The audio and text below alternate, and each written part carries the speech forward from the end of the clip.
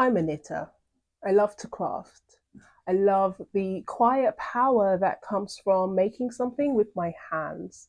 Now, I know it's been a while since I graced YouTube with a brilliant video, but today I want to briefly talk about that moment when crafting gets dressed up as resistance and the cost of that to the people out there doing the real work, the real resistance.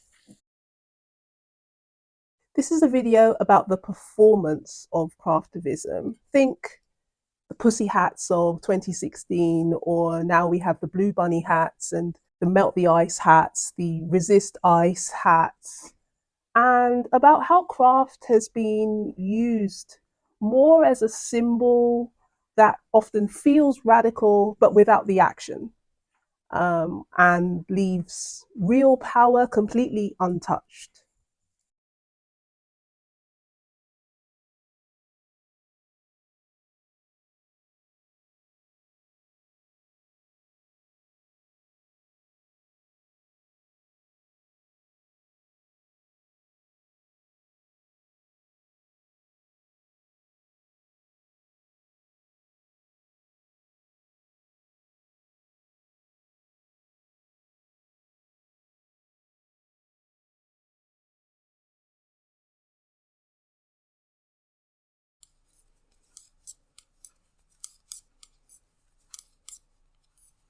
Craft is supposed to be wholesome, safe, gentle, especially fiber crafts, knitting, crochet, sewing.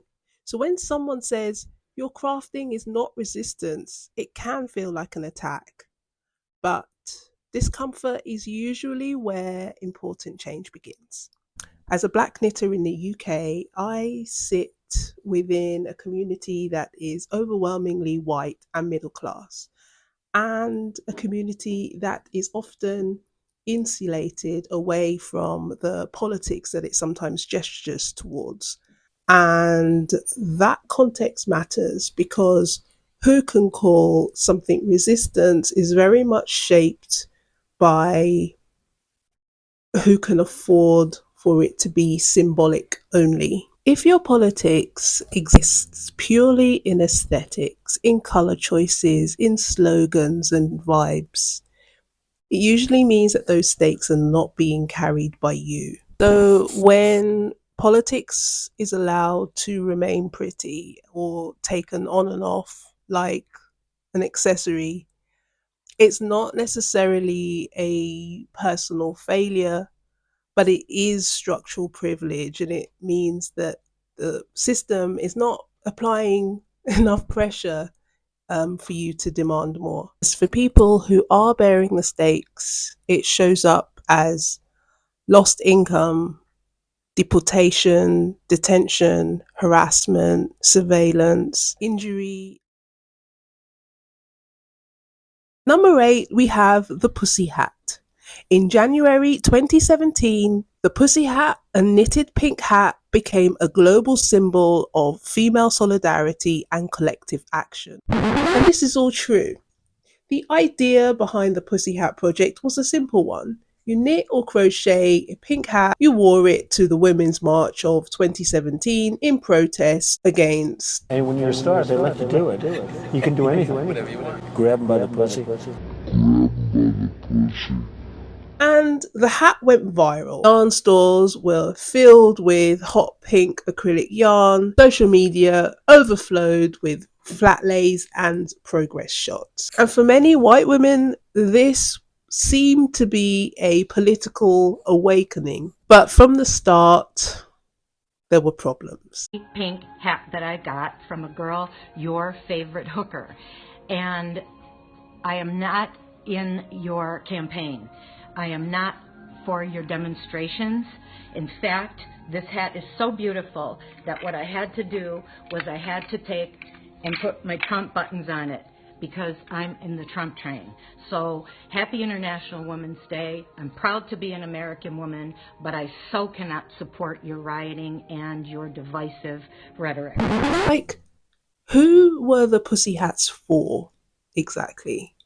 The imagery always featured a very specific kind of person, namely cis, white, middle class, able bodied women.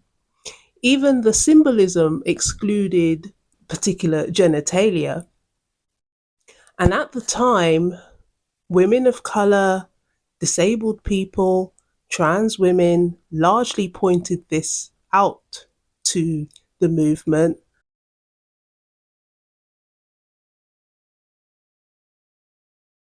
But once again, they were largely ignored. Wearing a pussy hat became very visible and very low risk. No one was being arrested. No one was losing their job. And no one was at a threat of state violence. It doesn't make it meaningless, but meaning is not resistance.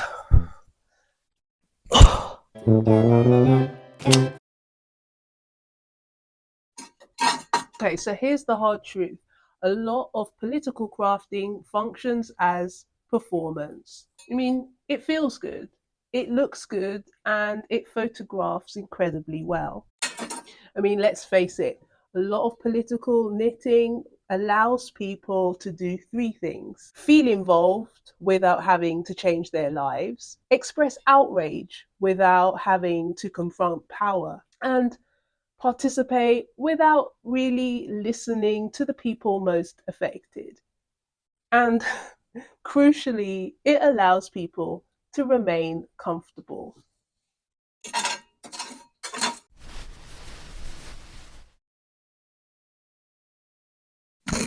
So, fast forward to now, we're seeing blue bunny hats and fiber arts projects with slogans like resist ICE. Notably, the Melt the Ice hats, modelled on the red, tasselled, pointy hats that the Norwegians made in the 1940s as a form of visual protest against occupation by the Nazis of their country. A little known detail that is not mentioned in the hat patterns is that the Norwegian resistance fighters were also out there executing Nazis, not only making hats. Within 2 years, the Nazis made these protest hats illegal and punishable by law to make, wear, or distribute. All proceeds from the sale of the Melt the Ice MN patterns will go towards immigrant aid and helping those directly affected by the actions of ICE, which to me is a great use of direct action. But there are patterns and finished objects out there that have no such claim.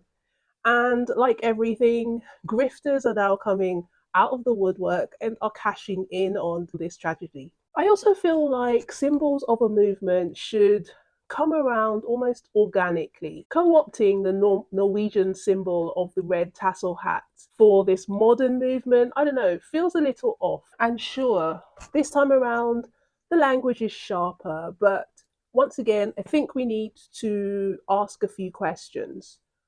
One, are the proceeds going towards somebody's legal aid or to amplify marginalized voices or marginalized organizations or preventing somebody from being deported? Or is it to signal your politics to other comfortable people?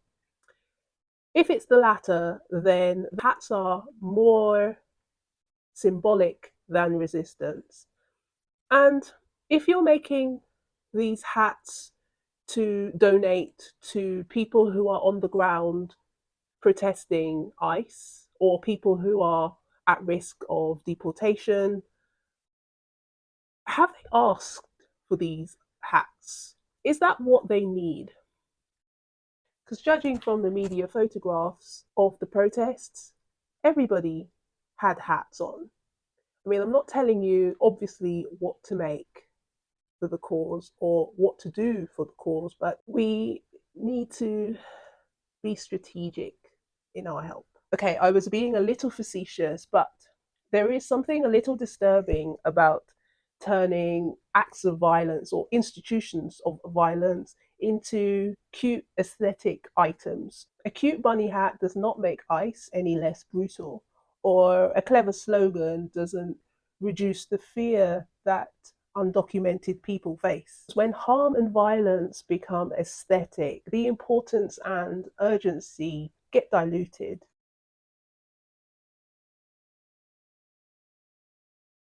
Craftivism as a mainstream movement is dominated by people who are not primary targets for state violence. That matters. For many Black and brown people, resistance is not optional or symbolic or seasonal. It is embodied and often dangerous. So when resistance is reduced to a weekend knit or an accessory, it feels insulting, not because people care, but because they stop there. That's all that is done. I saw a thread the other day posted by a person of color imploring white people not to make hats, and the overwhelming response is to be very defensive and offensive. No one is saying not to hit hats, but that's not all that can be done. Additionally, in my opinion, co-opting a very white symbol from Norwegian culture speaks volumes, especially in light of the fact that it's in protest for the recent white lives that were lost. For example, Alex Preety. I know this borders on whataboutism, but these kinds of acts in light of these events, in stark contrast to the lack of reaction for the countless of lives that were taken, people of color lives that were taken in 2025, speaks volumes to the non-white population. This video is not an argument against political craft entirely. Craft can be resistance when it is led by affected communities, and that includes listening to what they need, not just performance. It redistributes resources, not just attention. When craft supports material outcomes, it requires sacrifices, not just aesthetics. I'm not asking anybody to stop knitting. I'm asking people to stop confusing expression with resistance. If your crafting makes you feel radical, please consider the following questions. Who benefits from this? Who is centered? And who is affected if I stop? If the answer is mostly me, it's not resistance. Craft is powerful. Craft connects us to each other, to survival, to care. But resistance is not about how something looks, it's about what it changes. Your crafting might be political, it might be expressive, it might be sincere. That doesn't automatically make it resistance. Craft can be political, but not all political looking craft is resistance. And pretending that it does lets real power off the hook. If you want to use your craft politically, here are some suggestions. Donate the money that you would have spent on new yarn. Follow and support migrant-led organizations. Listen before you make, and be willing to be uncomfortable. I will put the names of some local and national organizations should you wish to donate, or if you're like me and out of the US, I will put the name of the organization that I personally have donated to in the description box and in the cards at the end of this video.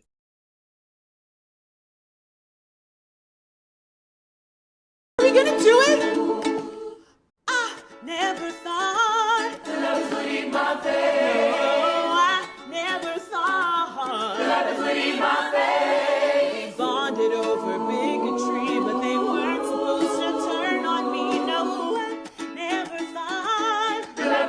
my face.